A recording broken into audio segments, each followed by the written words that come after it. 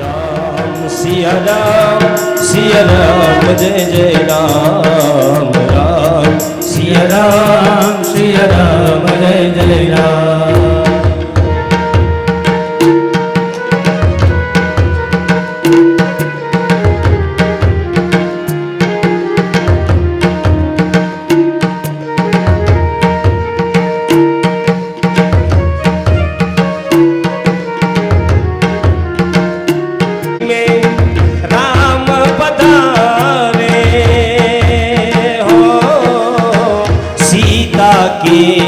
मन राम ही भावे राम सिया राम जय जय राम राम सिया राम जय जय राम।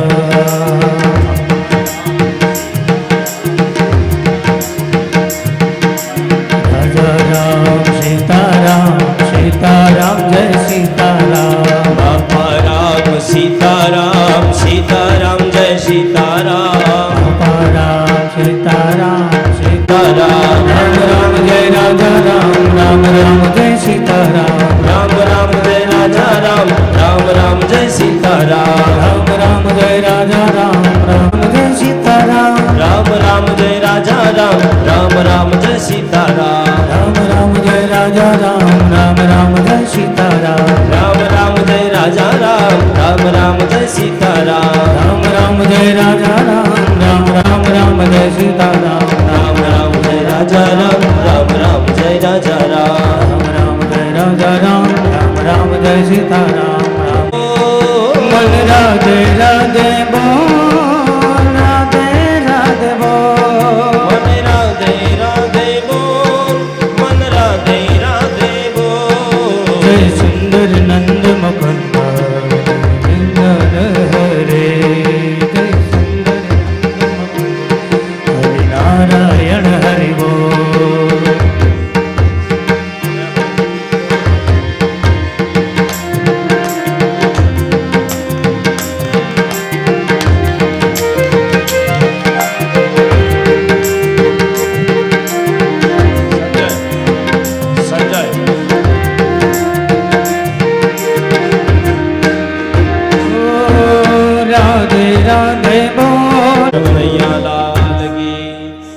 एवं ग्रह गण गुण विशेषेण विशिष्टायां चतुर्थे अह्नि वाङ्मय स्वरूप पुराण पुरुषोत्तमस्य प्रातः पूजा करिष्ये।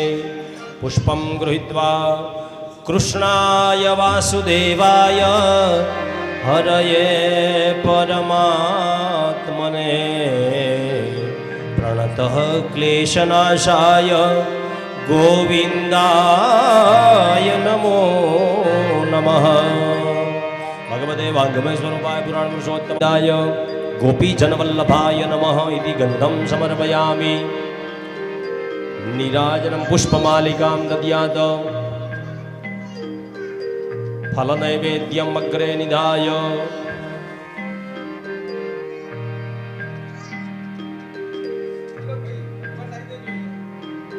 आशीष भाई आकाश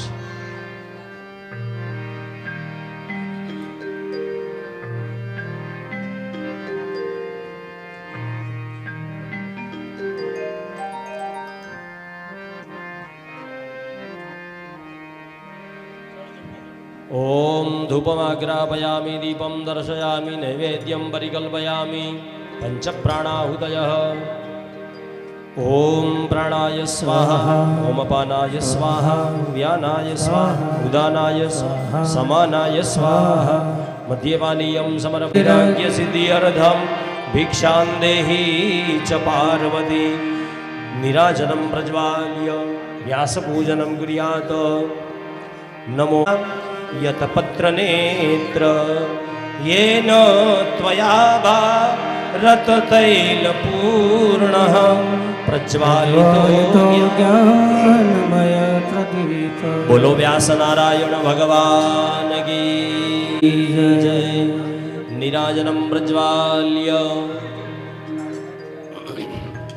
शक्य होय तो પોતાના સ્થાન ઉપર ઉભો શ્યામ સુંદર શ્રી યમુને મહાવત કરો યાદ દાદા કૃષ્ણની સેવા શ્રીમદ ભાગવત કરું યાદથી રાધા કૃષ્ણની સેવા શ્રીમદ ભાગવત સો સુખકારી શ્રીમદ ભાગવત સૌ સુખકારી કરો સદિન સેવા વાલા સદિન સેવા શ્રીમદ ભાગવત કરો યાર રાધા કૃષ્ણની સેવા શ્રીમદ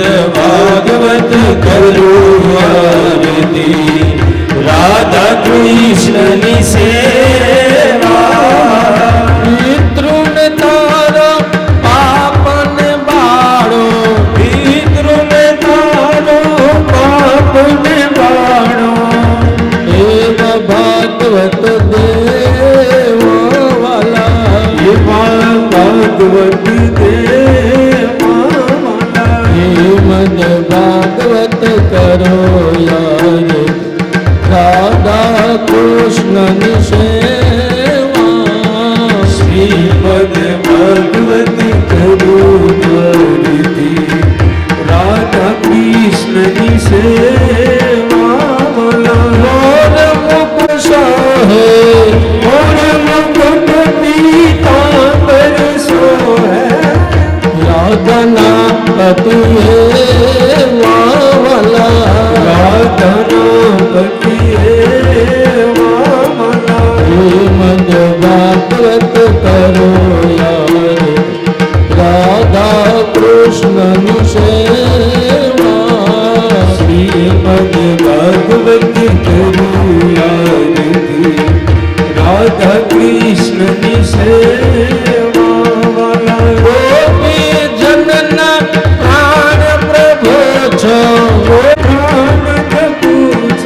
વારી વારી દર્શન દેવા વાલા વારી વારી દર્શન દેવા શ્રીમદ ભાગવત કરો યાર રાધા કૃષ્ણની સેવા શ્રીમદ ભાગવત કરું આરતી રાધા કૃષ્ણની સેવા પૂતના મારે કંસને મેવા વાલા ભક્તના ભજલે વાલા શ્રીમદ ભાગવત કરો યાર રાધા કૃષ્ણનું સેવા શ્રીમદ ભાગવત કરું આરતી રાધા કૃષ્ણની સેવા કપૂર ગૌરમ કરુણાવતારમ સંસાર સારમ ભુજગેન્દ્રહારમ સદા વસંતમ હૃદયારવિંદે ભવમ ભવામિ સવિતં નમામિ મંગલમ ભગવાન વિષ્ણુ મંગલમ પદ્મનાભમ સુરેશમ વિશ્વાધારમ ગગનસદૃશમ મેઘવર્ણમ શુભાંગમ લક્ષ્મીકાન્તમ કમલનયનમ યોગીભિર્ધ્યાનગમ્યમ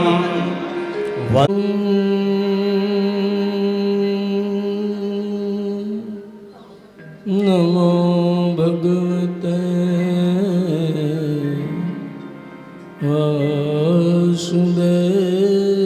વાસુદેવાય સ્વસ્તિ શ્રી ગણેશાય નમઃ સ્વસ્તિ શ્રી સરસ્વતી નમઃ શ્રી સદગુરુભ્યો નમઃ કૃષ્ણં નારાયણં વંદે કૃષ્ણં વંદે વ્રજપ્રિયં કૃષ્ણં દ્વૈપાયनं વંદે કૃષ્ણં વંદે વૃદ્ધાસુતં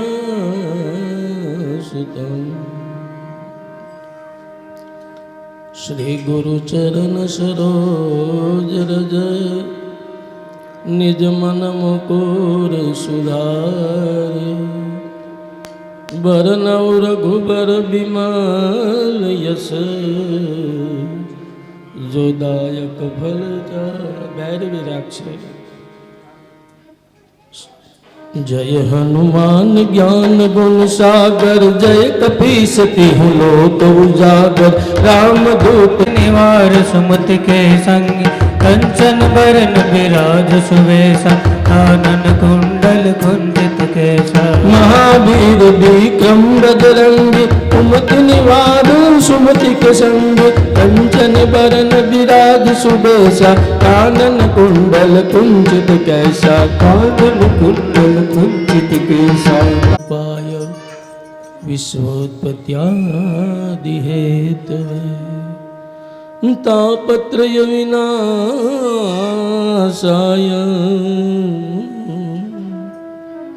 श्री कृष्णाय वयं नमः.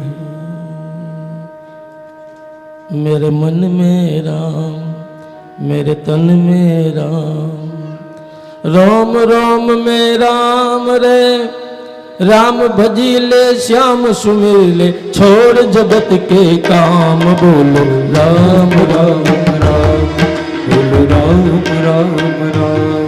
मेरे मन में राम तन में राम राम राम में राम रे राम भजी ले श्याम सुमिर ले छोड़ जगत काम राम राजा राम राम राम सीता राम राम राम बोलो राम राम राम सीता राम राम राम.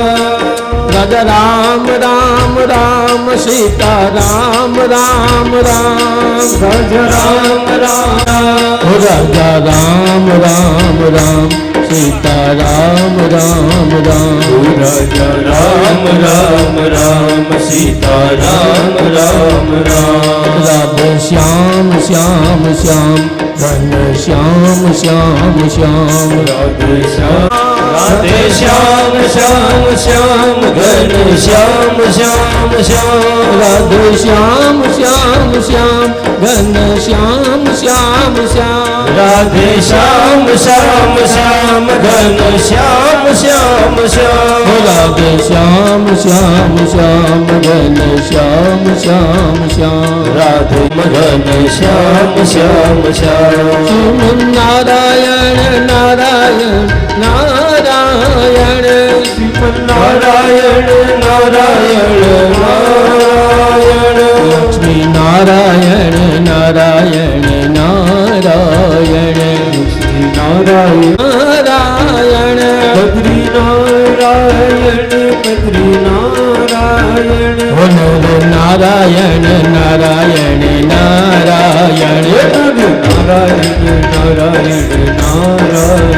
माता नारायण माता नारायण पिता नारायण. माता नारायण पिता नारायण माता नारायण पिता नारायण. गुरु नारायण नारायण नारायण गुरु नारायण नारायण नारायण.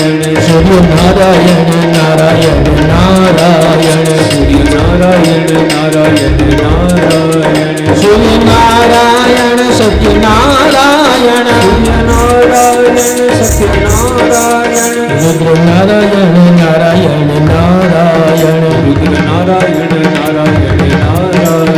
ब्रह्म नारायण नारायण नारायण नारायण नारायण नारायण.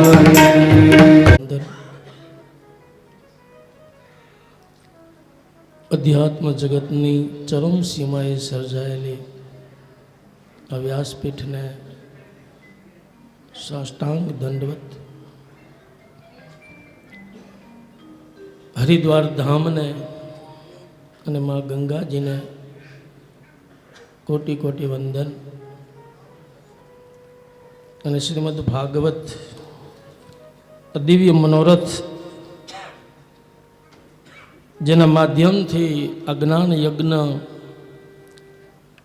એની અંદર આપણે બધાએ આપણા સમયની આહુતિ આપી રહ્યા છીએ એવા મુખ્ય મનોરથી મધુસૂદનભાઈ મહાશંકર ડૉક્ટર સાહેબનો પરિવાર, એમના ધર્મપત્ની પ્રતિમાબેન મધુસૂદનભાઈ, એમના પુત્ર દીપ્તેશભાઈ, ધર્મપત્ની તૃષાબેન, દીકરી ખ્યાતિ અને જમાઈ રૂપેશભાઈ તથા એમનો પરિવાર સમસ્ત જે સ્વ મહાશંકર કાળીદાસ જોશી પરિવાર,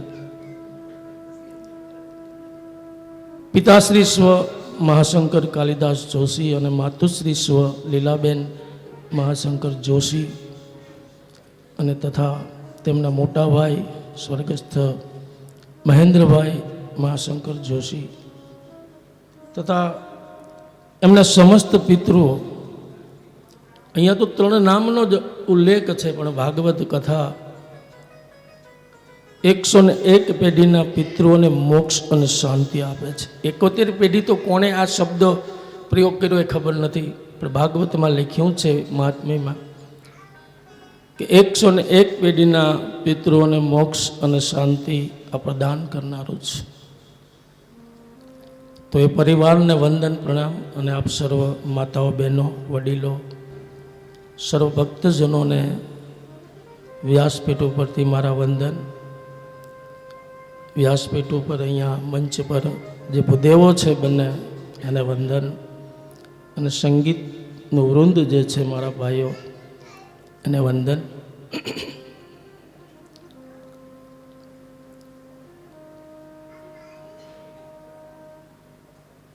પરમ પવિત્ર એવી ગંગા નદીના કિનારે મોક્ષના ઘાટ ઉપર બેઠેલા પરીક્ષિત રાજાને યોગીઓના પણ પરમ ગુરુ અને મુનિઓના પણ જે મુનિ છે એવા શ્રી સુખદેવજી મહારાજ કૃષ્ણ કથારૂપી અમૃતનું રસપાન કરાવી રહ્યા છે. મૃત્યુના ભયમાંથી અભય કરી મન અને ઇન્દ્રિયોને વિશુદ્ધ કરી અને અંતઃકરણમાં રહેલા ઈશ્વરની અનુભૂતિ કરાવનારી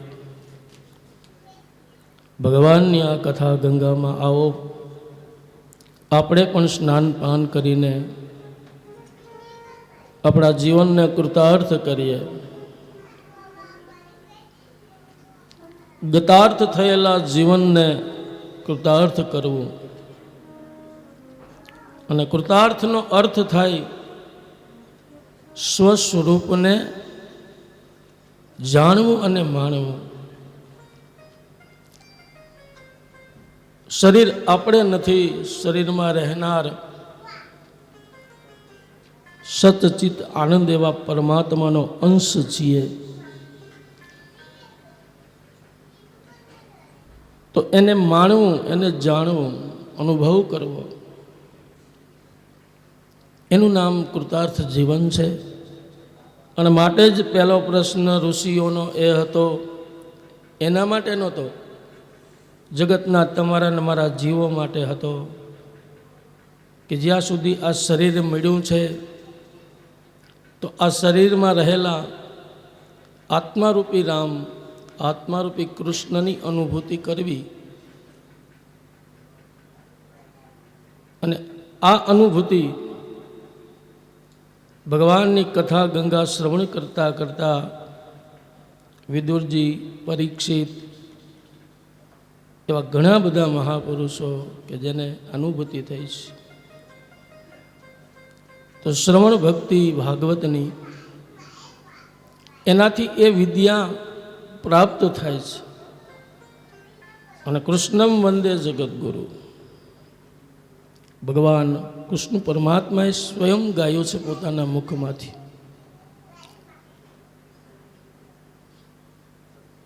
તો એ ગુરુની ભૂમિકા છે. ગુરુ વગર જ્ઞાન શક્ય નથી આત્માની અનુભૂતિનું. તો જીવનનું કૃતાર્થતા કહો કે પરમ કલ્યાણ કહો,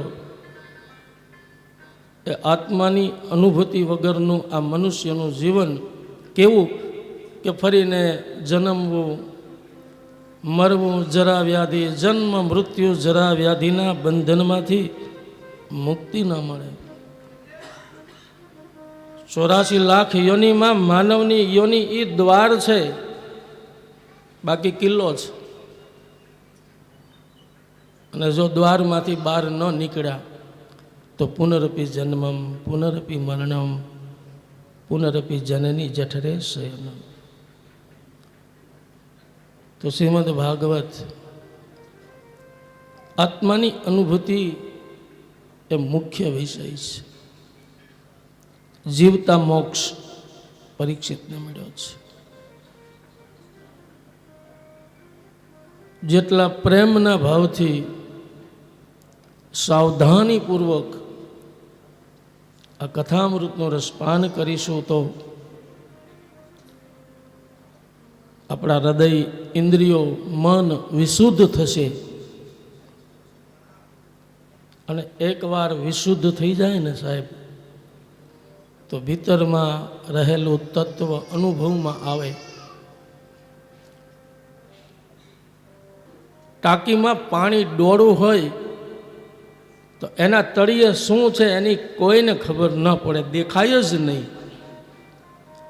પણ ટાંકીનું પાણી શુદ્ધ હોય, કાચ જેવું હોય, નિર્મલ હોય, તો એના તળિયે શું છે એ બધી જ ખબર પડે. અને એમાંય ચમકતો પદાર્થ તો વધારે આપણને દૃશ્યમાન થાય. એમ આપણી ઇન્દ્રિયો, મન એ જ્યારે વિશુદ્ધ થશે, ભગવાનના ગુણગાન શ્રવણ કરતાં કરતાં, કીર્તન કરતાં કરતાં અને સ્મરણ કરતાં કરતાં, એટલે જ આપણે કહીએ છીએ કે તારા રે ઘટમાં મારો પિયુજી બિરાજે, અંતરપટ જોને ખોલી, હૃદયમાં વસ્તુ છે અણમોલી. આ મનુષ્યનું શરીર જ એટલે મળ્યું છે સાહેબ. અને ગતાર્થ ન બનાવો, એને કૃતાર્થ બનાવો. મનુષ્ય જીવનની સફળતા જ એમાં છે, કલ્યાણ આપણું એમાં છે. નામનો સહારો લેવો પડે, પણ નામનો સહારો છેલ્લે સુધી નહીં. પ્લેનને ઉડવું હોય તો એને રનવે ઉપર દોડવું પડે, પણ પછી એ કાંઈ જમીન ઉપર દોડ્યા નથી કરતું. એક ગતિની મર્યાદા એને મળી જાય પછી ઉડાન ભરી દે. એમ નામનો સહારો લઈને, ભક્તિનો સહારો લઈને પછી ઉડવાનું છે. અને આવી ઉડવાની પાંખો જો મળતી હોય તો ભાગવત છે, રામાયણ છે, ગીતાજી છે. રામાયણ ને ગીતા મારી અંતરની આંખો, પ્રભુએ દીધી છે મને ઉડવાની પાંખ. આવા સદગ્રંથોનું સેવન, વિચાર, પઠન અને શ્રવણ.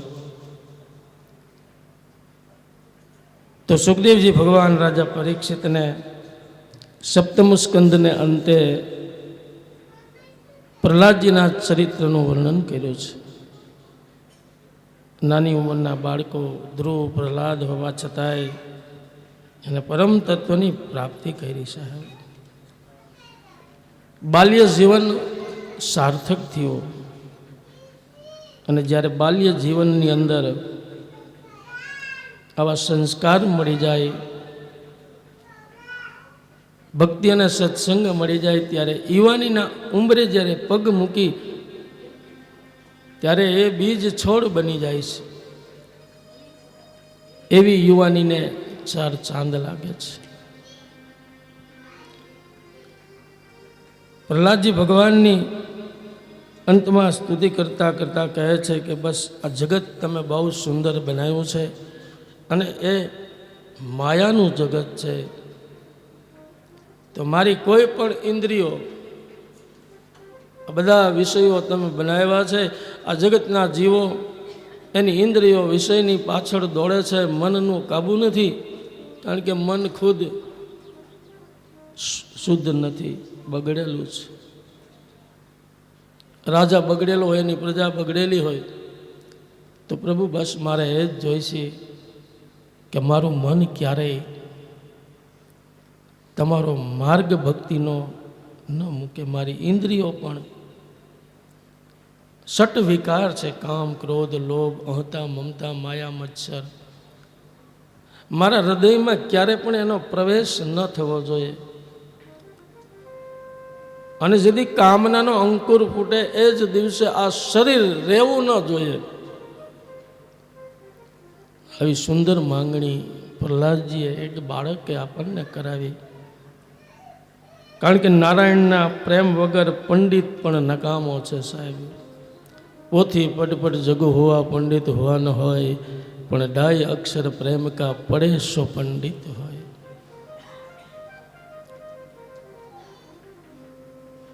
ભગવાન પણ પ્રસન્ન થયા છે ને, 1 વાર નહીં 2 વાર. પ્રહલાદ ભદ્રમ ભદ્રમ તે પ્રીતોહમ તે અસુરોતમ વરમ ભૂષણનામ ભમિતમ કામ પુરો અસ્મયહમ નૃણામ. તારું કલ્યાણ થાવ, કલ્યાણ થાવ. 2 વાર આવા શબ્દનો પ્રયોગ કર્યો છે.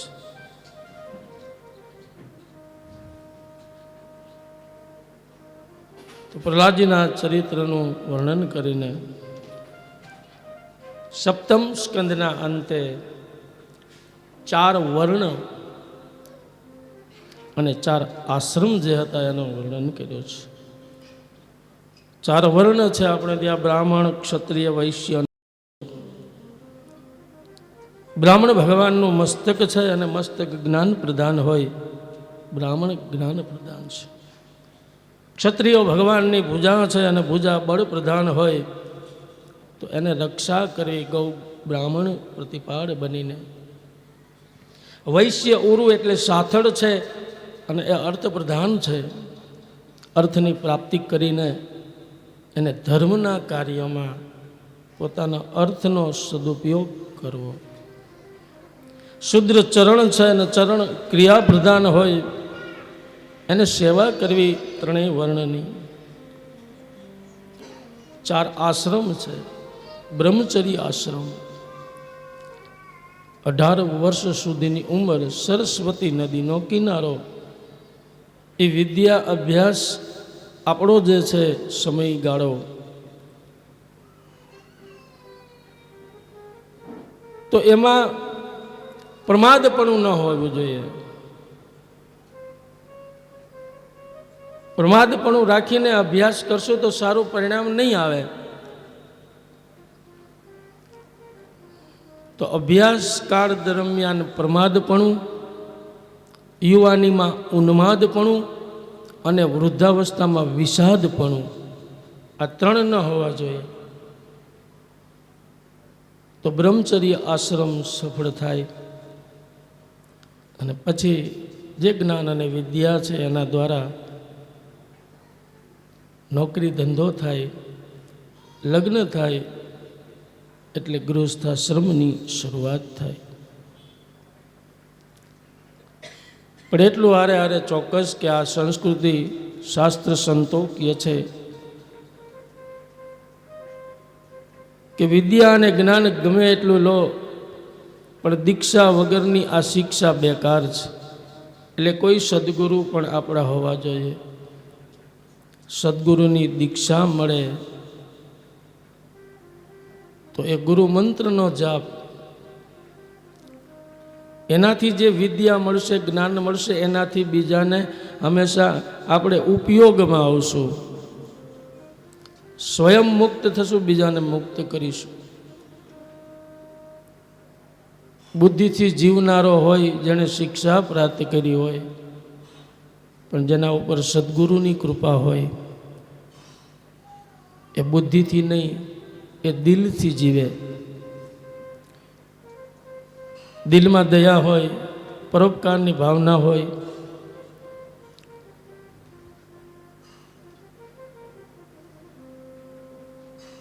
તો ગૃહસ્થાશ્રમ છે આપણો, ગૃહસ્થાશ્રમ એને આશ્રમ જેવો બનાવીને આપણે રાખી શકીએ.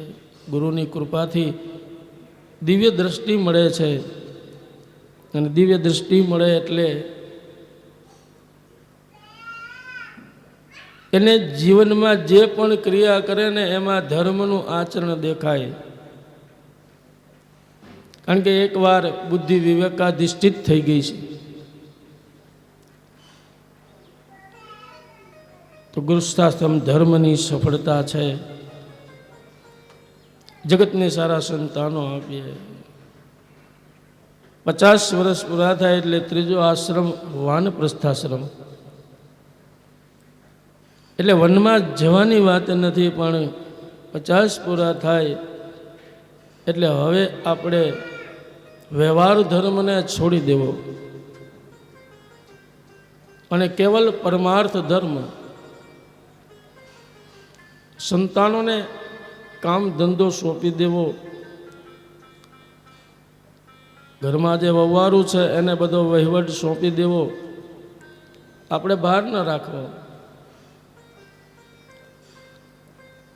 પછી જેને જેમ રીતે અને આપણે સારી રીતે ગૃહસ્થાશ્રમ ચલાવ્યો હશે તો એટલું યાદ રાખજો કે આપણો દીકરો ને આપણી વહુ પણ એ જ માર્ગે ચાલશે, કારણ કે એને આપણામાં જોયું છે.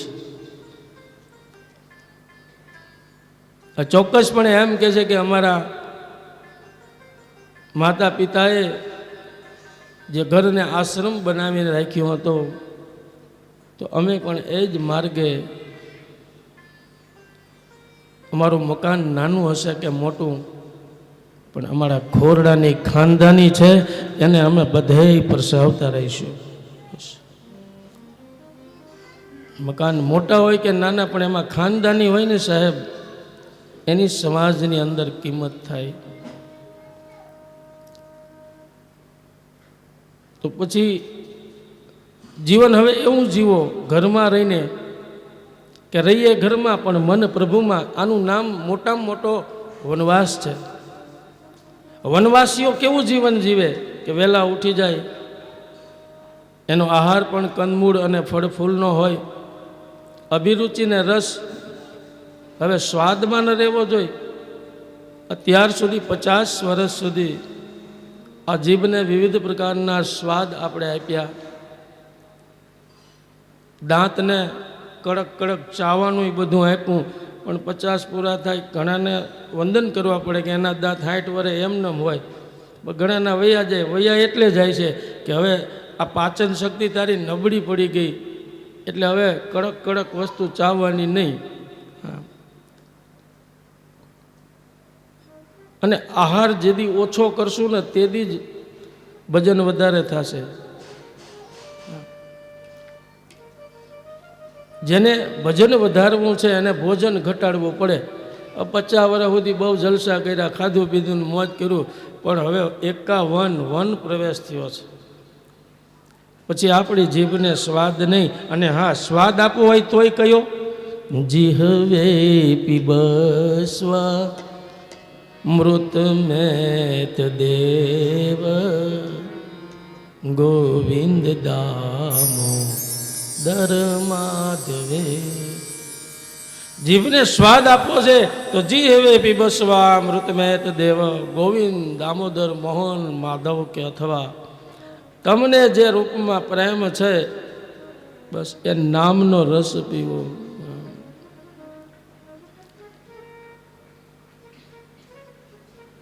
પછી બને એટલું એકાંતમાં રહેવું. વનવાસીઓ એકાંતમાં રહેતા હોય,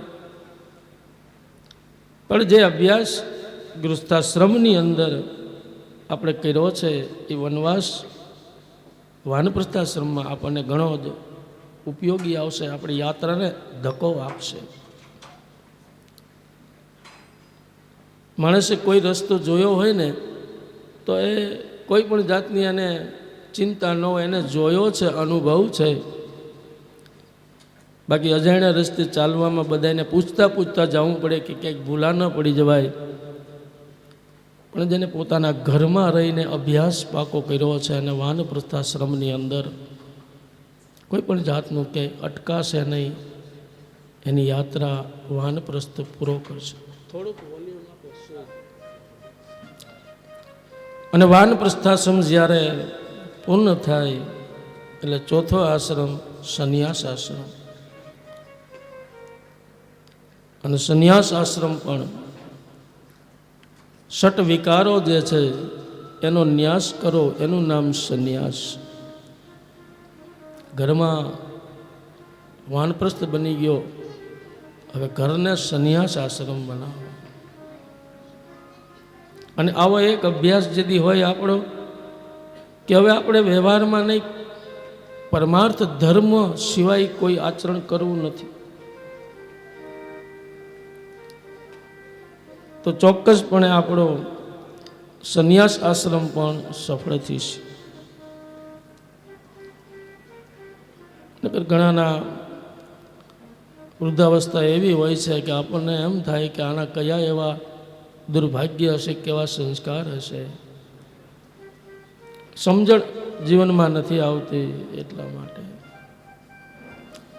તો આશ્રમ અને વર્ણના ધર્મનું વર્ણન કરીને સપ્તમ સ્કંદને વિરામ આપીને અષ્ટમ સ્કંદના પ્રારંભમાં સુખદેવજી ભગવાને પરીક્ષિતને 4 પ્રસંગોનું વર્ણન કર્યું છે. આપત્તિ, વિપત્તિ, સંપત્તિ અને શરણાગતિ. એમાં શું કરવું જોઈએ? આપત્તિની અંદર ગજેન્દ્રના મોક્ષની કથા સંભળાવી છે. રાજોવાચ બાદરાયણ એતતે શ્રોતુમિચ્છામહે વયમ હરિઅર્થા ગજપતિ ગ્રહગ્રસ્તમ મમોક્ષત. આસિદ ગિરિવરો રાજમ ત્રિકુટિતિ વિશ્રુત ક્ષિરોદેનાવૃત શ્રી મન્યોજનાયુત મુચ્છ્રિત. રાજન 14 મન્વંતર છે અને એ 14 મન્વંતરની અંદર પહેલો મનુ સ્વયંભૂ મનુ થયા કે જેની અંદર મન્વંતરની કથા છે. બીજો સ્વારોચિસ, ત્રીજો ઉત્તમ અને ચોથો જે મન્વંતર અને ચોથો મનુ જે હતો એ તામસ. અને એમાં આ ગજેન્દ્રના મોક્ષની એની ઉદ્ધારની કથા છે. પરીક્ષિતની જિજ્ઞાસા થઈ, ગજેન્દ્ર તો એક પશુ હતો અને છતાં પણ એને પ્રભુ મળ્યા અને મોક્ષ થયો, તો એની કથા મને વિસ્તારથી સંભળાવો. રાજન ત્રિકુટાચલની પર્વતની તળેટીની અંદર જે આજનું શ્રીલંકા, એમાં ગજેન્દ્ર નામનો હાથી ઝુંડની સાથે રહેતો હતો અને નિત્ય એક સરોવરમાં જલક્રીડા કરવા આવે. એક દિવસ એ ગજેન્દ્ર જ્યારે જલક્રીડા કરવા સરોવરમાં પાણીની અંદર જાય છે ત્યારે એક મગરે એના પગને પકડ્યો. હાથી પોતાના પગને છોડાવવા બળ કરે છે પણ સફળતા નથી મળતી. હાથીનું બળ જમીન ઉપર ચાલે, પાણીમાં ન ચાલે. એટલે આપણે ત્યાં એક કહેવત છે કે પાણીમાં રહેવું અને મગરમચ્છ સાથે વેર ન કરવું. બીજા હાથીઓને ખબર પડી, એને પણ કાંઠે લઈ જવા માટે ગજેન્દ્રને ખેંચે છે, પણ મગર ઊંડા ને ઊંડા પાણીમાં ગજેન્દ્રને લઈ જાય છે. ધીરે ધીરે હવે ગજેન્દ્રની માત્ર સૂંઢ જે હતી એ બહાર રહે છે, માથું બહાર રહે છે. અને પછી ત્યારે એને થઈ ગયું કે મને કાંઠે ખેંચનારા મારા સાથીઓ હતા એ પણ વયા ગયા. આટલું બધું બળ હોવા છતાંય પણ હવે બળ નહીં આવે, નિર્બલ કે બલરામ. અને ગજેન્દ્રએ ત્યારે, અને મસ્તક છે ને એ બહુ મોટું છે. આપણે ઘણી વાર કહીએ કે ભાઈ ફલાણા માણસનું માથું મોટું, એટલે આમ સ્થૂળ રીતે મોટું ન હોય, પણ મસ્તક એની અંદર 7 દ્વાર છે. આ શરીરને 10 દ્વાર છે. એમાં 2 દ્વાર નીચે ધડમાં, મલદ દ્વાર, મૂત્ર દ્વાર, પણ 7 દ્વાર છે ને એ માથામાં છે. 2 આંખ, 2 કાન, 2 નસકોરા અને મોઢું, મુખ. એટલે ધડ કરતાં માથાની કિંમત વધારે. હાથ પગ કપાઈ જાય તો માણા મરે નહીં, પણ મસ્તકમાં તો જો એક અહીંયા વાગી ગઈ હોય ને કોઈ ફડાકો જોરદાર, તોય બ્રેન હેમરેજ થઈ જાય.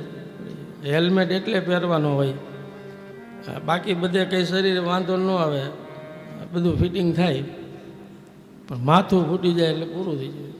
મસ્તકની કિંમત બહુ છે.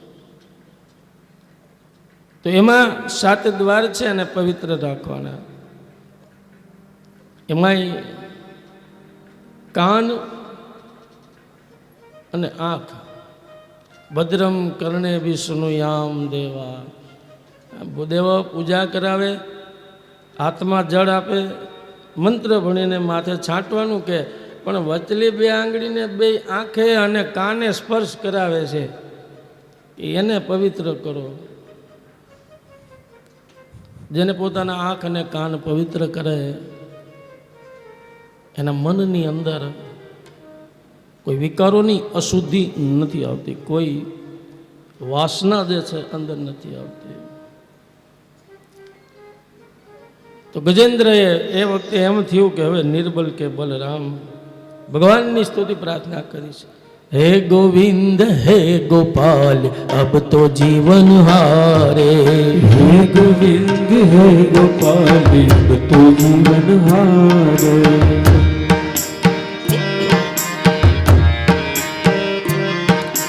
રાખો લાજ ગોવિંદ अब जीवन तुम्हारे. लाज गोविंद अब जीवन तुम्हारे. हे गोविंद हे गोपाल अब तो जीवन हारे.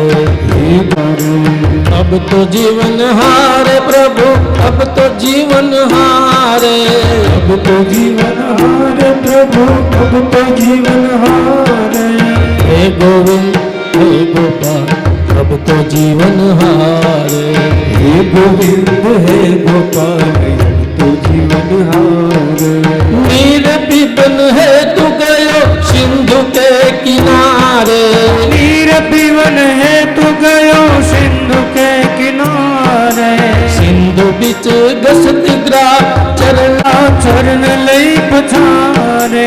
हे गोविंद हे गोपाल अब तो जीवन हारे.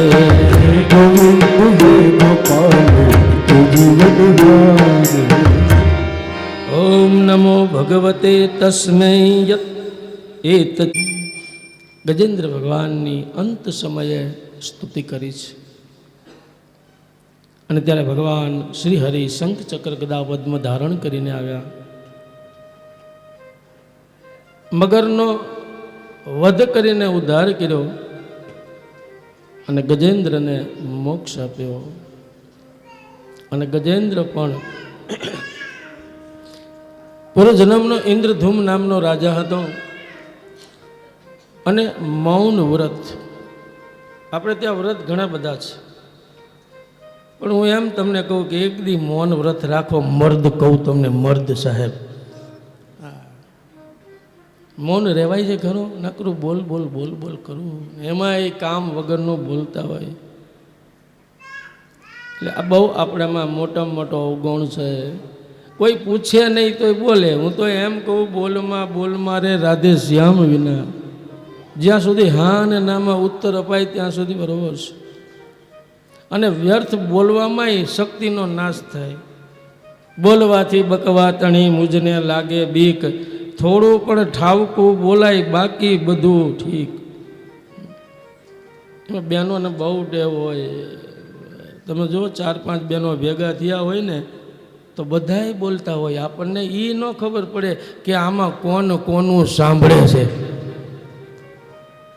અને મને અનુભવ થાય, ઘણા ભાઈઓ આવતા હોય આમ વાતો કરતા હોય ને, એકની હું સાંભળતો હોય ને ત્યાં બીજે ચાલુ કરી દીધી હોય, એની થાય ત્રીજો, પણ મારે કોનું સાંભળવું, આમાં બધું વ્યર્થ જવાનું છે, હું નથી સાંભળી શકવાનો અને તમારું બોલેલું પણ નકામું જવાનું છે.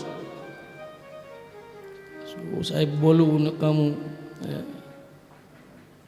એટલે બહુ બોલવો નહીં, બોલ કરો, એ મૌન વ્રત લ્યો.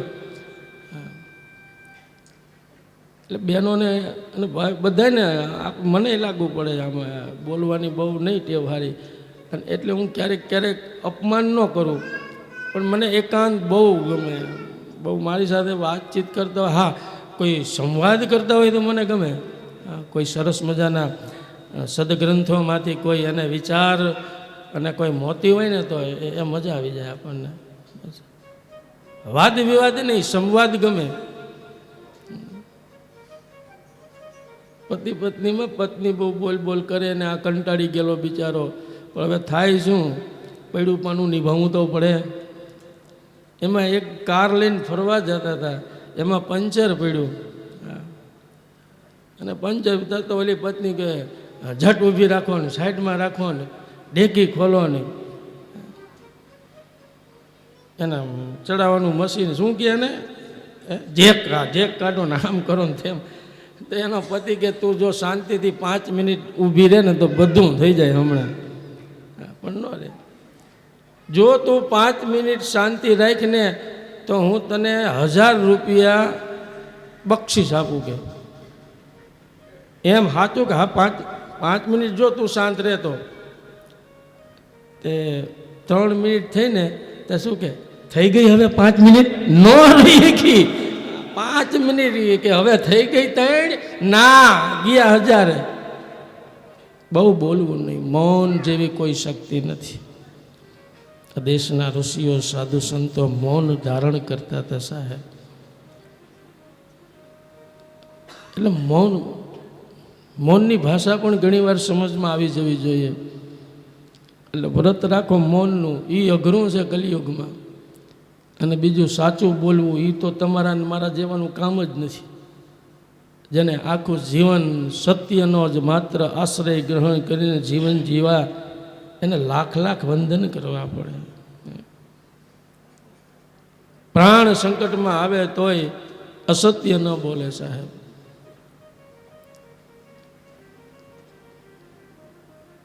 તો ઇન્દ્રધૂમ રાજા મૌન હતા, મૌન વ્રત હતું. આંગણે ઋષિઓ આવ્યા એટલે શબ્દ દ્વારા સ્વાગત ન થયું.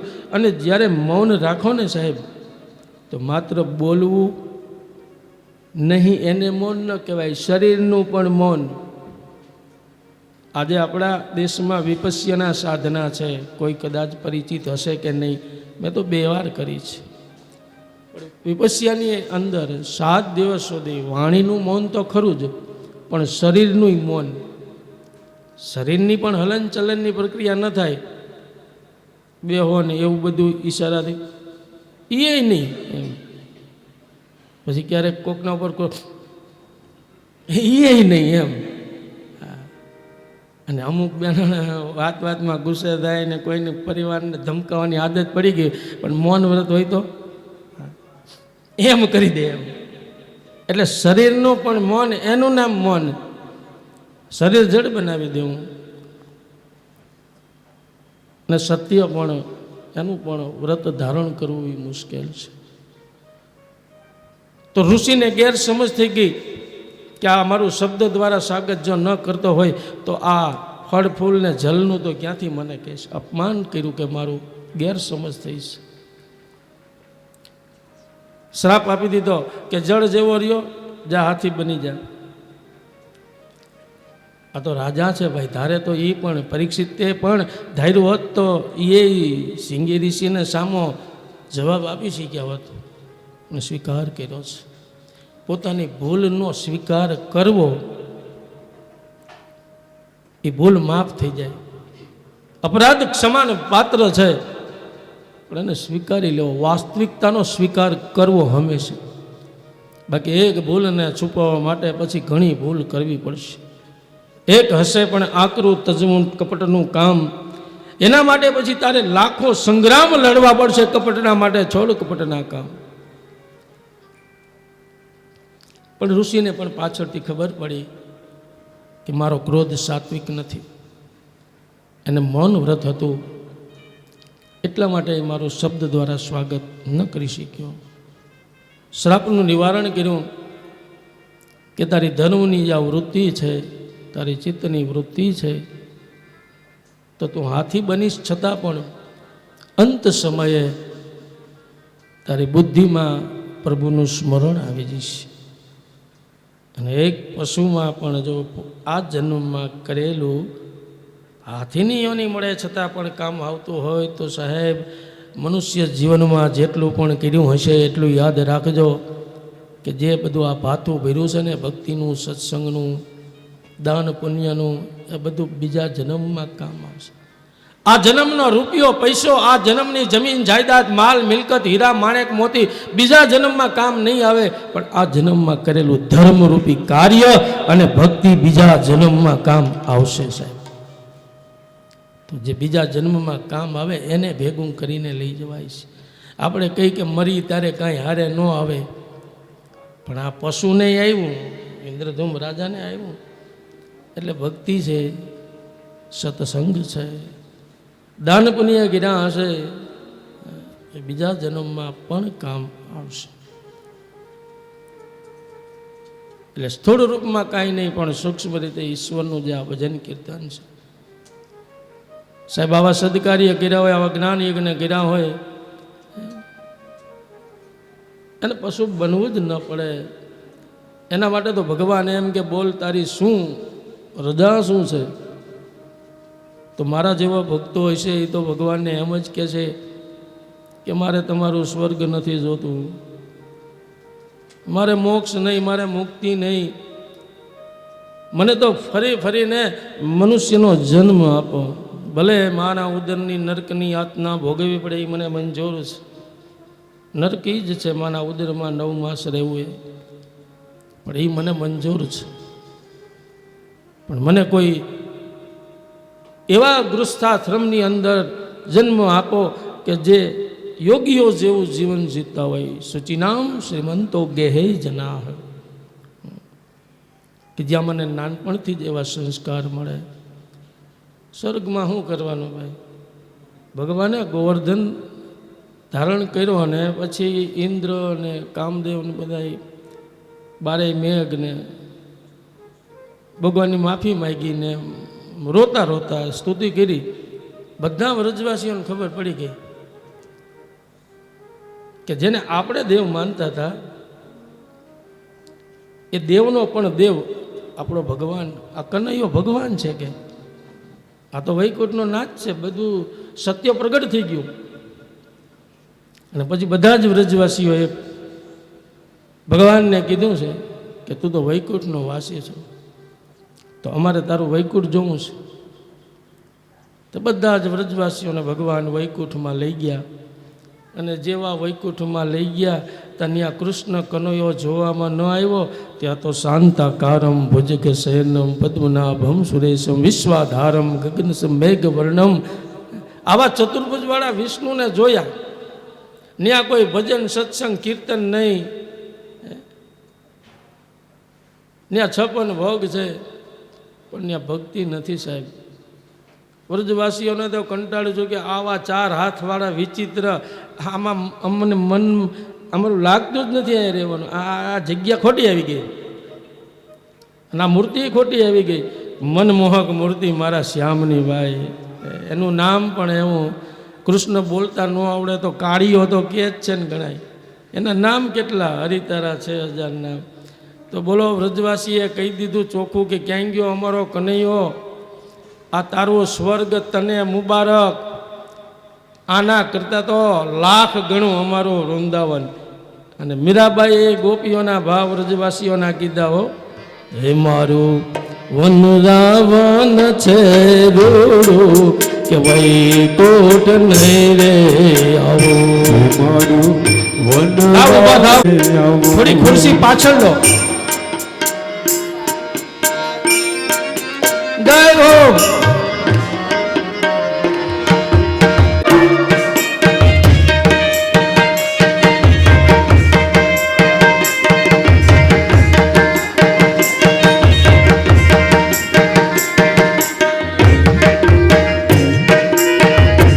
હાલો ભાઈઓ પણ આવો, મોટું કરો સર્કલ.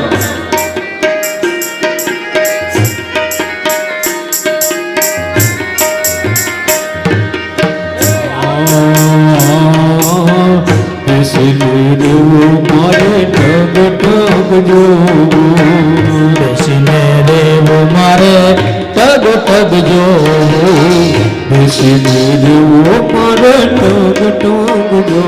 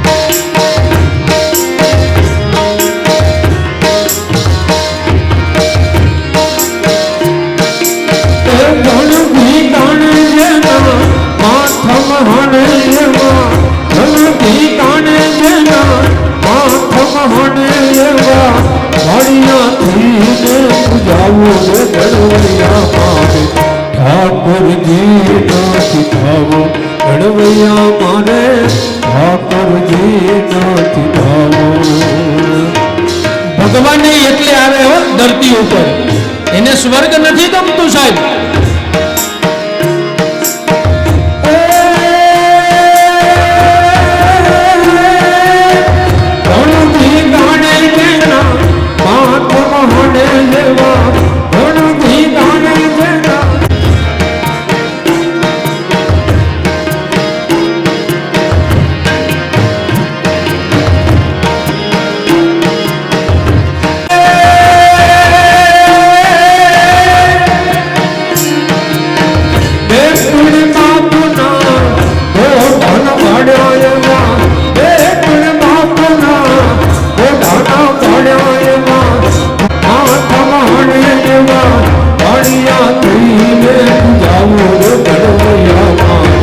ઠાકોરજી નાથી થાવો ગણવૈયા મારે ઠાકોરજી નાથી થાવો.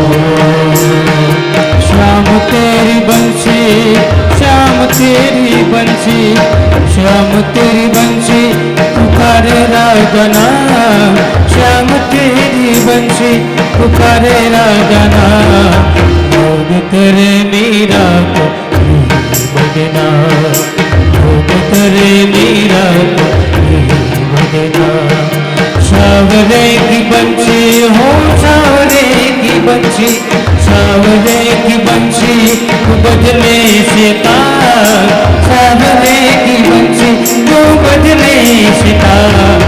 राधा का भी शाम हो, राधा का भी शाम, राधा का भी शाम हो, राधा का भी शाम.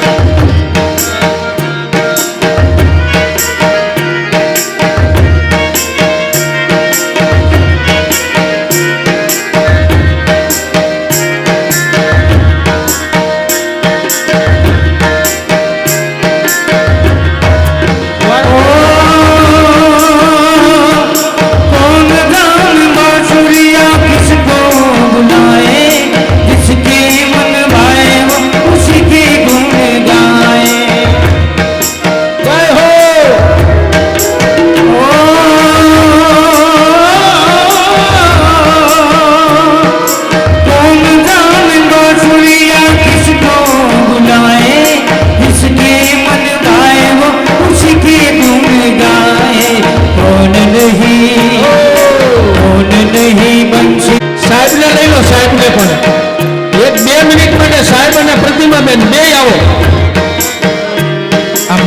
તમારા કારણે થયો. આ આનંદ, આ પરમાનંદ મૂળ તમે છો. જય હો. એ કાન રસિયો રૂપાડો રેલિયો હેરતા ભક્તું નથી.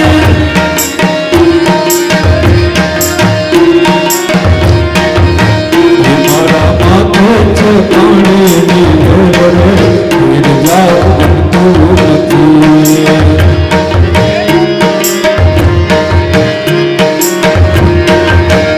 મારા માથે છે પાણીની હેર હેર જાવ ભક્તું નથી. જય હો. એ કાંટ રસિયો રૂપાડો રેલિયો હેર જાવ ભક્તું રસિયો રસિયો રસિયો રસિયો રસિયો રસિયો રસિયો રસિયો રૂપાળો રંગરેલિયો ઘેર ગામ ગમતું નથી.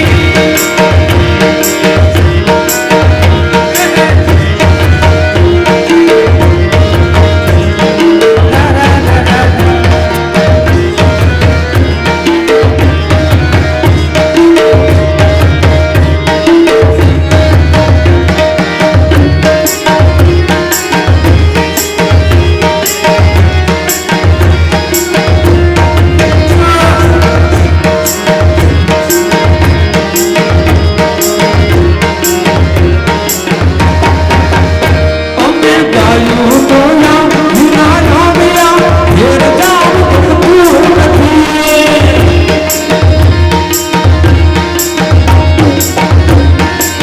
એ આવ્યા હેર જાવ ભક્તું નથી.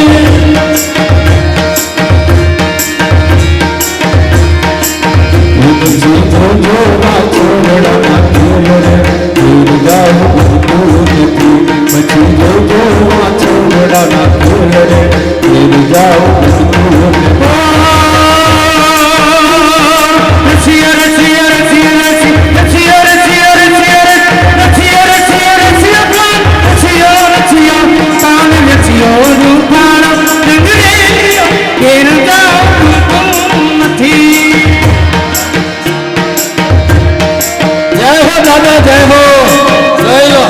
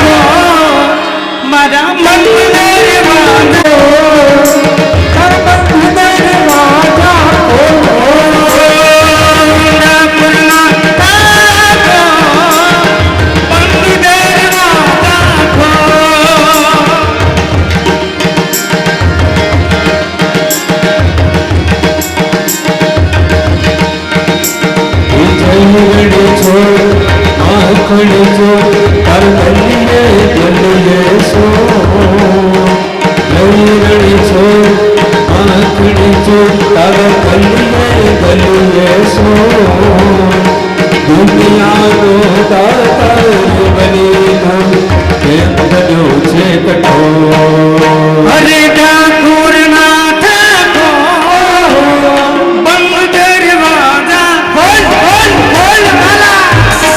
જય હો.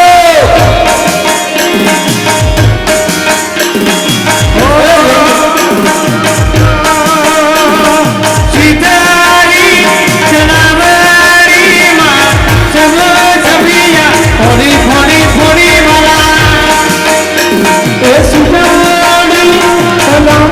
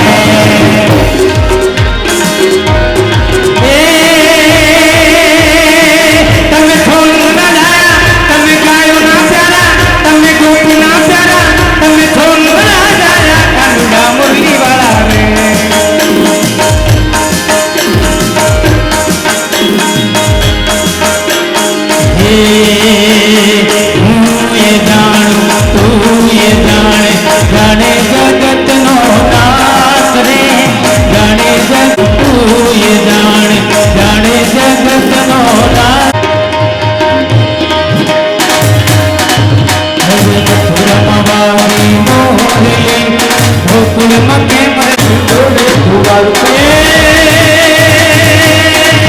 હમ હોના નાહી લોણે દ્વારકા દીવા બને હમ હોના નાહી લોણે દ્વારકા દીવા એની તુલનામાં કોઈ ના આવે.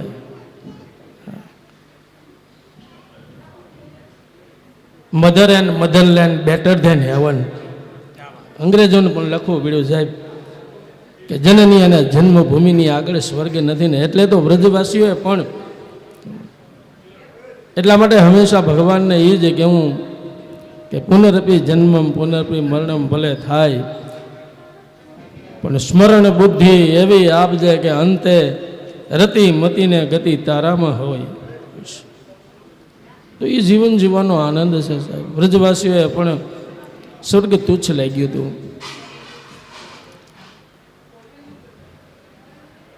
ગજેન્દ્રે ભગવાનની સ્તુતિ કરી અને મોક્ષ મળ્યો. મગર હતો એ પણ પૂર્વ જન્મનો ગાંધર્વ હતો. અંગિરા ગોત્રના ઋષિ સરોવરમાં ભગવાન સૂર્યનારાયણને અંજલિ આપતા હતા અને એ સમયે એને ડૂબકી મારીને પગને ખેંચ્યા અને મશ્કરી કરી તો ઋષિએ શ્રાપ આપ્યો કે પાણીનો મગર થઈ જા. અને આજ એનો પણ ભગવાને ઉદ્ધાર કર્યો છે. ઈશ્વર કરુણાના કરનારા છે. અસુરોને મારીને તારે છે અને ભક્તોનો ઉદ્ધાર કરે છે. આખરે કામ તારવાનું જ છે એમનું. બીજા અર્થમાં આ કથા આપણી જ છે. ગજેન્દ્ર આપણે જ છીએ. આપણે કુટુંબ પરિવારની સાથે રહીશી અને આ સંસાર રૂપી સરોવરમાં આપણે બધા જ ભોગ ભોગવીએ છીએ. પણ એટલું રાખજો યાદ કે આ સંસાર રૂપી સરોવરમાં કાળ નામનો મગરમચ્છ રહે છે. અને મગર જેમ પગથી શરૂઆત કરે એમ જેથી તમારો ને મારો કાળ નજદીક આવશે તેથી પગથી શરૂઆત થશે. પગમાં ચાલવાની તાકાત નહીં રહે, પરાધીન થઈ જઈશું. લાકડી લેવી પડશે અને હાલવાની સ્ટાઇલ બદલાઈ જશે સાહેબ. આંખમાં ધીરે ધીરે રોશની નહીં રહે, ચશ્મા પહેરવા પડે, કાનમાં સંભળાય નહીં, બેરા મીટર રાખવા પડે. આ સમયે ચેતી જવું પડે. દગ દગ નહીં તેજ દેહ જબ ડગમગ પગ પગ મગમગ અલગ પરમ ચગ ચગ મુખ દંત બચન જબ ફગ ફગ ભગવદ ભજ ચેત કવિયસ સુબલ યંગ કહે. આ એક સંકેત છે સાહેબ. આપણે આપણા ઘરથી બહારગામ જવાના હોય એને એ ખબર બધાને પડી જાય. શું કામ? બારીના બંધ કરીએ, સ્ટોપરો મારીએ, કબાટ બપાવીને તાળા મારીએ એટલે ખબર પડી જાય આડોશ પણ કે બહારગામ જવાના છે. એમ જેથી આ જીવાભાઈની બધી બારીઓ બંધ થવા માંડે ને તેથી સમજવું કે હવે જવાના દિવસો બહુ નજદીક છે. ત્યારે ભગવાનનું ભજન સ્મરણ કરી લ્યો બસ. આમ નામ જીવન પૂરું થઈ જાય એનું નામ માનવીનું જીવન નથી. ખાઈ પીને મોજ મજા કરીને ગુજરી જવું એનું નામ જીવન નથી. જીવન તો આ છે સાહેબ, અંતે મતી સાગતિ. તો સુખદેવજી ભગવાને ગજેન્દ્ર મોક્ષની કથા સંભળાવી છે. આપણે ગજેન્દ્ર છીએ, આપણે મોક્ષ જોતો હોય તો બુદ્ધિમાં સ્મરણ કાયમ રહેવું જોઈએ. અંત સમયે ઈશ્વરને એક જ પ્રાર્થના કરવી કે સમય મારો સાધજે વાલા, કરું હું કાલા વાલા. બસ મૃત્યુ જીવનની અંતિમ પરીક્ષા છે અને એમાં સફળ થવું. પાંચમો રૈવત મન્વંતર થયો અને છઠ્ઠા મન્વંતરની અંદર સમુદ્ર મંથન થયેલું એની કથા સુખદેવજી ભગવાન પરીક્ષિતને સંભળાવે છે. દાનવોના હાથમાં સ્વર્ગનું રાજ્ય છે. દેવતાઓને એની પત્નીઓને પણ એની સંપત્તિને પણ લઈ ગયા છે. ત્રાસ બહુ હતો. આમ તો દેવ અને દાનવ બાપ એક છે કશ્યપ ઋષિ, પણ માં જુદી છે. અદિતિના બધા દેવતાઓ અને દિતિના બધા દાનવો. દિતિ એટલે દૈત્ય બુદ્ધિ. દિતિને આવા સંતાન કેમ જન્મ્યા? દિતિને મનનો સંયમ ન હતો. 4 દોષ બતાવ્યા.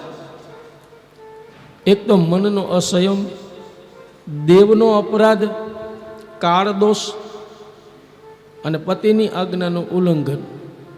સંધ્યાના સમયે બાવડું પકડ્યું હતું કશ્યપ ઋષિનું. કશ્યપ સમજાવે છે કે આ સંધ્યાનો સમય દેવ પૂજાનો છે, આરતી પૂજાનો છે. પણ દિતિ ન માન્યા, ઉલ્લંઘન કર્યું. સંધ્યાકાળ હતો, કાળ દોષ થયો અને દેવનો અપરાધ થયો. પરિણામે કશ્યપ ઋષિ કે એ પણ આધીન થયા, પણ એને કીધું કે તારી પ્રજા બધી આસુરી જન્મ છે, એને માથે શિંગડા ન હોય. પણ જનેતાના જે ભાવ હોય ને, જે ભૈરું હોય ને, એવું બધું એનું પરિણામ આવે. દૈત્ય બુદ્ધિ અને અદિતિના બધા આદિ. એ જ દિતિ હવે આગળ કથા આવે છે કે જ્યારે એને પણ સંયમ રાખ્યો, ભક્તિ કરી, વચનનું પાલન કર્યું, તો એને પણ દેવ જન્મા છે અને એ મરુદગણ 49 જે વાયુ એ પણ એને ત્યાં પ્રગટ થયા છે. તો મૂળમાં સંસ્કાર જ્યારે હશે, સંસ્કૃતિ આપણી એ કહે છે ભક્તિનો રંગ, એ જીવનમાંથી મનુષ્યના જીવનમાં 3 વસ્તુ બહુ કિંમતી છે. તો ઈશ્વરની પાસે કાંઈ માગવાની છે જ નહીં જરૂર, પણ જે 3 આપ્યું છે એનું ઋણ ચૂકવીએ ને તો પણ આપણે બધાય ઋણમાંથી મુક્ત થાય. અને માંગ કરી છે, ઋણ હોય અને માંગ કરે તો દેણામાં ફસાતા જ જાય. અને 3 વસ્તુ છે હૈયું, મસ્તક ને હાથ. કવિ ઉમાશંકર જોશી તો લખે છે કે 3 વાના મુજને મળ્યા, હૈયું, મસ્તક ને હાથ. ઘણું દઈ દીધું, હવે ચોથું કાંઈ નથી જોતું નાથ. તો ભગવાને હૃદય આપ્યું છે, એ ભક્તિથી ભરવા આપ્યું છે. ભક્તિ હૃદયથી થાય અને ભક્તિનો અર્થ થાય સેવા, સમર્પણ, ત્યાગ. એનું નામ ભક્તિ છે. તો હૃદયમાં ભક્તિ, મસ્તકમાં જ્ઞાન કે હું શરીર નહીં, શરીર માતા પિતાના રજ બીજનું બંધારણ છે, હું તો ઈશ્વરનો અંશ છું, એ જ્ઞાન. અને હાથ, ત્રીજી વસ્તુ આવી અપના હાથ જગન્નાથ સાહેબ. આ હાથથી શું ન કરી શકીએ આપણે? હાથ માંગવા માટે નહીં, હાથ ભેગું કરવા માટે નહીં, પણ હાથ સેવા માટે. હાથથી એવા કાર્ય કરીને જાય કે નામ થઈ જાય. અને નામ એ જ રહેવાનું છે, બાકી કાંઈ રહેવાનું નથી. નામ રહે જાયગા આદમી કા, ક્યા ભરોસા હૈ ઇસ જિંદગી કા. અપના હાથ જગન્નાથ એટલે કહેવાય છે. રોજ સવારે આંખ ખુલે એથી પહેલાં તમે જમણો હાથની હથેળી રાખી દો, દર્શન કરો, આખો દિવસ સરસ જશે. આમાં કેટલા જણા સવારે ઉઠીને હાથ જોવે, આંગળી ઊંચી કરો, એમને વંદન કરું છું, તમારા મા બાપને વંદન. અને જે નથી કરતા એ કાલથી કરજો. આટલું તો આપો સાહેબ. આટલું નહીં આપી શકો શું? આમાં તમારે કોઈ તકલીફ જ નથી સાહેબ. આંખ ખુલી એથી પહેલાં જમણા હાથની હથેળી તમારી સામે રાખી દો અને જોઈ લ્યો. લક્ષ્મીજી, સરસ્વતીજી અને ભગવાનનો નિત્ય હથેળીએ વાસ છે. કરશો ને કાલથી સાહેબ, એટલી દક્ષિણા તો આપો. 2-5 જણા પણ જો કાલથી આ કરશે ને તો મારા જીવનમાં મોટી દક્ષિણા એ જ છે. આખી લંકામાંથી એક રાવણ, એક વિભીષણજી રામના શરણે આવી જાય ને તો આખી લંકાનો ઉદ્ધાર થઈ ગયો છે. જીવનમાં મોટી દક્ષિણા એ છે. તો હૈયું, મસ્તકને હાથ 3 મળ્યા છે, એનો સદુપયોગ કરો. તો જીવન આપણું દિવ્યતાના આસન ઉપર બિરાજમાન થઈ જશે. દેવતાઓ ભગવાન પાસે ગયા છે અને કહ્યું છે કે પ્રભુ અમે મુશ્કેલીમાં છીએ ને હવે શું કરવું. અને દાનવનો સેનાપતિ બલિરાજા હતો. ભગવાન કે હવે બળથી નહીં કામ થાય, કબડથી કરવું પડશે. એના માટે પહેલાં તમે હવે એક થઈ જાઓ, ભાઈઓ ભાઈઓ સંપો, સંધિ કરો, સમુદ્ર મંથન કરો, હું સહાય કરીશ. એમાં અમૃત નીકળશે અને તમને એનું પાન કરાવીશ. પછી કાયમ માટે તમારો વિજય. અને એ બે ભાઈઓની શક્તિ ભેગી થવી જોઈએ તો જ શક્ય થશે. દેવતાઓને એમ થયું કે અમારે અમારા દુશ્મન પાસે જવાનું. ભગવાન કે ગરજે ગધેડાને બાપ કેવો પડે. અત્યારે આ થાય. અને એ હજી કહું, ભગવાન કે જ્યાં સુધી બલિના ગુરુ શુક્રાચાર્ય એ બે વચ્ચે ઝઘડો ન થાય ત્યાં સુધી તમારું કામ નહીં થાય, તમને વિજય નહીં મળે. પણ એ હું કરાવીશ, તમે આટલું કરો. ભાઈ ઝઘડો હું કરાવીશ વામન બનીને.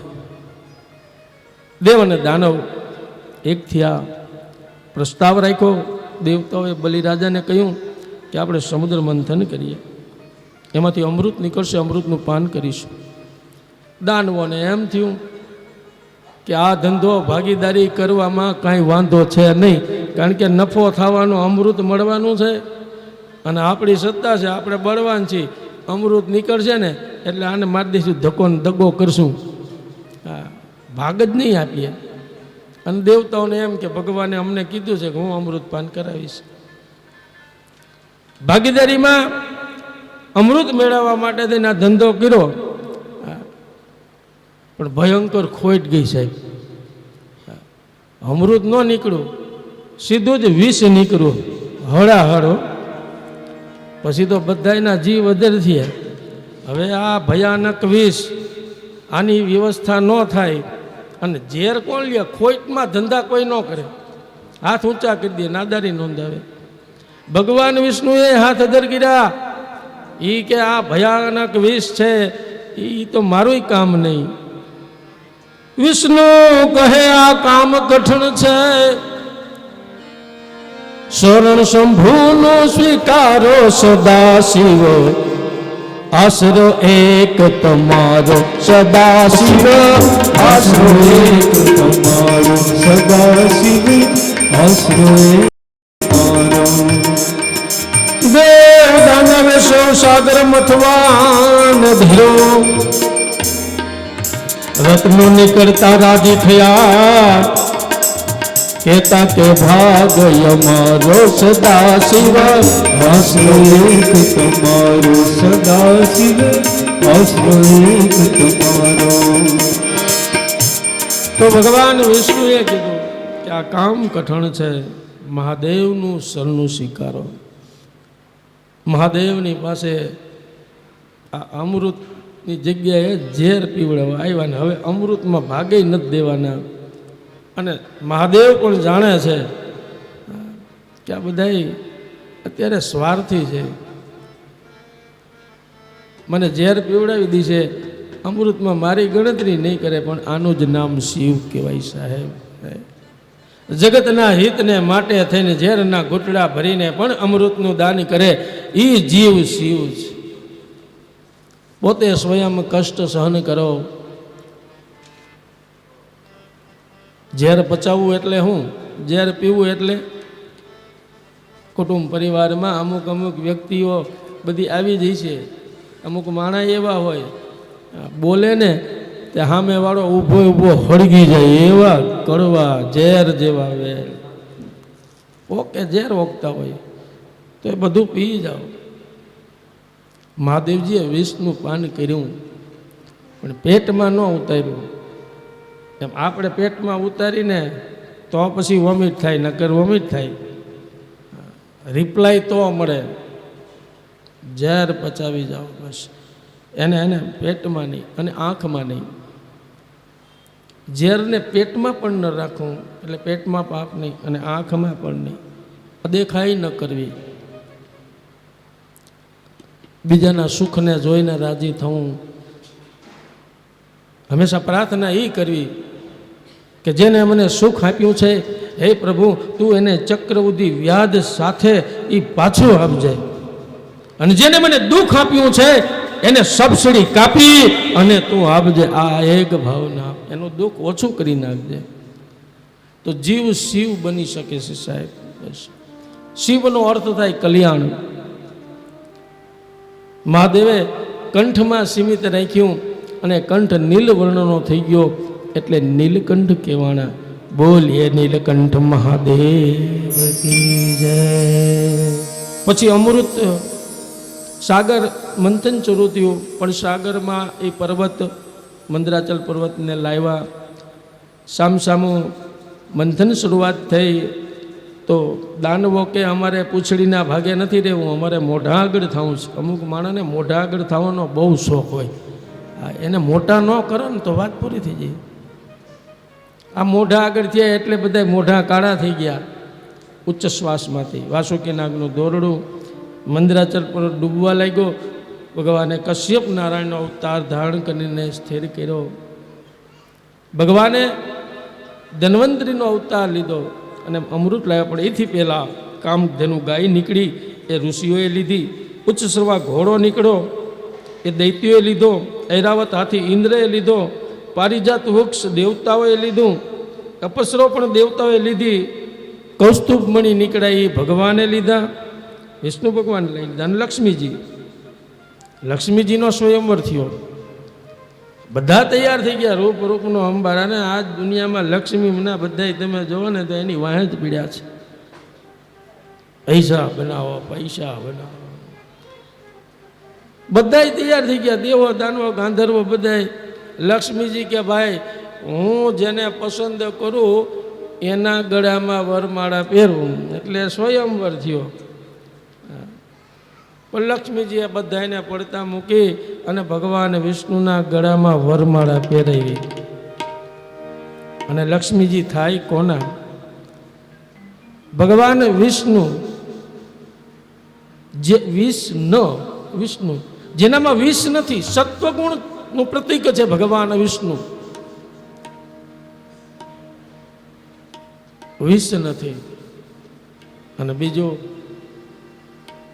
ભય જરાય ખરો, ભગવાન વિષ્ણુની પથારી જ સર્પની છે. લ્યો, અને આપણા ઘરમાં જો નીકળવું હોય ને તો ઘર આખું બહાર નીકળી જાય. વાહડો ગોતવા જવો પડે, એને પકડવા વાળાને ગોતવા જવા. અમારો ભત્રીજો ઉદ્યો છે, એના ઘરમાં નીકળી નાગણી ઘર આખું બહાર. ભુજગ શયનમ. અને છતાં પણ નિંદર આવે. આપણી પથારીમાં એકવાર નાગ નીકળીને બહાર મૂકી ગયા હોય ને, પણ સાહેબ પછી કાયમ ભણકારા વાગ્યો. આમ ચાદર ઊંચી કરે, ઓશીકું ઊંચું કરે, પેલો ભણકાર બે ગરી ગઈ હોય ને એ ન નીકળે. પણ આ તો સર્પની શેષની સયા છે. બીજું ભગવાન વિષ્ણુ સત્વગુણી છે, પાલન કરે છે પણ અભિમાન નથી. આ સૃષ્ટિના પાલન કરતા છે પણ અભિમાન વગર કરે છે. અને સત્વગુણ એટલા બધા. ત્રણ દેવોમાંથી મોટું કોણ? એની પરીક્ષા માટે જ્યારે ઋષિને મોકલા ભૃગુને, તો બ્રહ્માને ક્રોધ આવ્યો હતો, શિવને ક્રોધ આવ્યો હતો. એવા શબ્દ કીધા, વિષ્ણુને શબ્દ તો કીધા પણ સીધી આમ છાતીમાં લાત માર્યો. તો વિષ્ણુ ભગવાન કહે છે કે મારી છાતી વજ્રની કઠોર છે અને તમારા પગ મુલાયમ કોમળ છે. ઋષિવર તમારા પગમાં ઈજા તો નથી થઈ ને? લાવો મલમ લગાવી દઉં.